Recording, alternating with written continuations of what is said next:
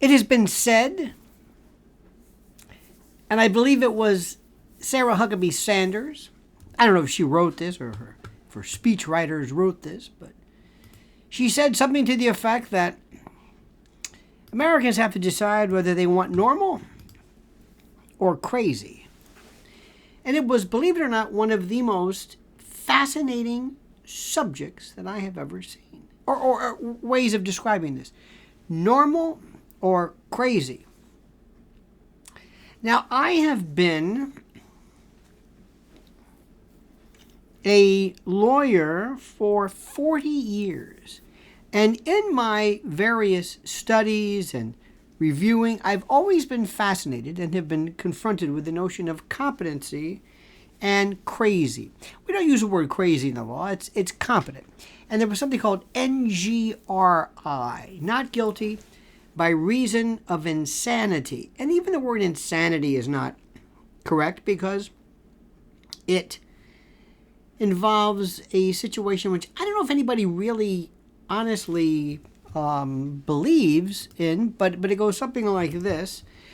You are unable to appreciate right from wrong. Now, do you know anybody who ever has been able, who doesn't know right from wrong, who doesn't know, I should say, that this is against the law?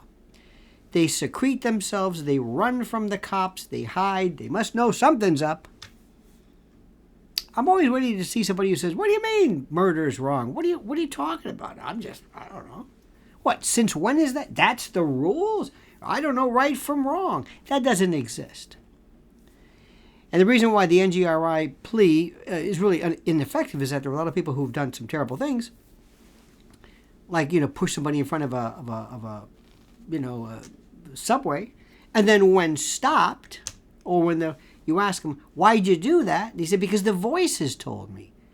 Well, they knew right from wrong. In fact, some of them didn't want to do it. So the application of this particular standard doesn't work a lot of times. But I've always been fascinated by crazy. What is crazy? How does it evolve? If you were, in some times, in some parts, in some eras, if you had long hair and a powdered wig, and if you were a man who had ruffles and you smelled sweet and you were covered in lilac and you wore high-button shoes, and if you were what we would call, perhaps, maybe, I don't know, incorrectly,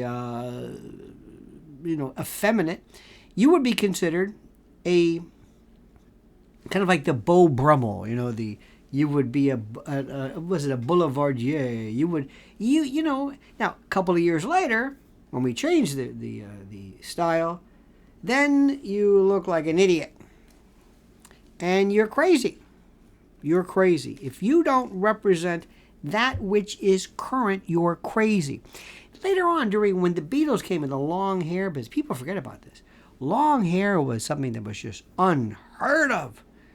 In fact, the Muscle Shoals musicians talked about it was easier for them to go out to be seen with Wilson Pickett in Alabama, who was a black man, than Duane Allman, who had long hair. But now it's passé and nobody cares. So what is crazy? What is on the fringe? What is considered out of the realm of ordinary depends upon the situation. And what is considered crazy today is something which I don't understand. If you want to see something, watch any of and I think these are really being overplayed, but the constant stream of TikTok videos from people like Matt Walsh and others who keep showing pictures of people who describe in ways that I don't understand, using a nomenclature and a particular lexicon that I don't understand. As far as they say they are using names and sounds that don't really exist within the phoneme spectrum, using phraseology I don't understand. I'm trans-centered, two-spirit, 2S, LGBTQIA. It's a deliberately confounding and exclusionary nomenclature that shows how you are a part of the, whatever you want to call it. I see it sometimes in people love their labels. I know people say, well, I'm a libertarian. Well, I'm more of a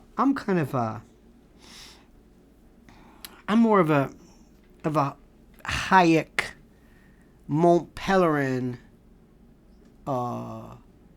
libertarian. I'm really I'm a Roosevelt, Teddy Roosevelt Republican. Well, I'm more of a Scoop Jackson Democrat. Scoop Jackson liberal is another way of saying neoconservative. Well, I'm a paleoconservative. I'm an Ayn Rand objective. You see, so everybody's got this stuff. It's not just these folks. Everybody loves to do it. But in that respect, we're talking about political ideologies. Here you're talking about ways of defining many people who are basically using sexual gender preference as a form of theater, as something that is just, a new form of effective and affected militancy.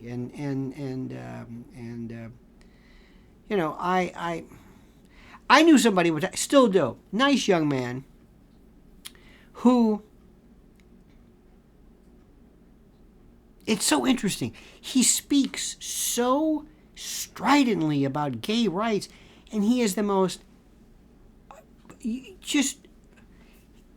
does nothing in the way he looks or acts or appears or what he says other than online in this gay rights strident voice. That's it. This vocalization only exists because within the confines of his social media structure, this is the way people talk. People talk in different ways. They're these. I've heard this, so it's part of it. But what we're seeing right now is something which is even more daft, because now we're getting into not somebody who thinks that they're a kumquat or whatever. They're talking about people who are advocating violence, and when you throw in violence into the mix, it changes everything. It changes absolutely everything. And crazy is now the new official normal. Neuro-alternative psycho lunacy, for lack of a better word. And I think the sad part is that it's not crazy to the people who purport. By the way, that goes without saying. A lot of people. Now, understand something. From my generation, I remember when people used to wear long hair, and that was considered crazy. And women were braless. Remember that bra? I don't know when that lasted like an hour, but she's braless. Oh my God, look at this, she's a militant feminine. Oh, she's not shaving under her arms or her legs. That was a big deal. I said, wow, look at that. Oh, look at these dirty dope smoke. I've been through all this stuff. But everything that they suggested was pretty benign. It didn't hurt anybody. It didn't bother anybody. Today, what we're seeing is something which is even more frightening. You're seeing a lot of people who are evincing a particular way of thinking that isn't just about their own particular way of life, their own, framework. They want to harm people. And that's when you draw the line. That's when you say, all right, that's enough. That's enough. That's it. That's it. Everything changes. Capiche? Everything. It's not just a matter of,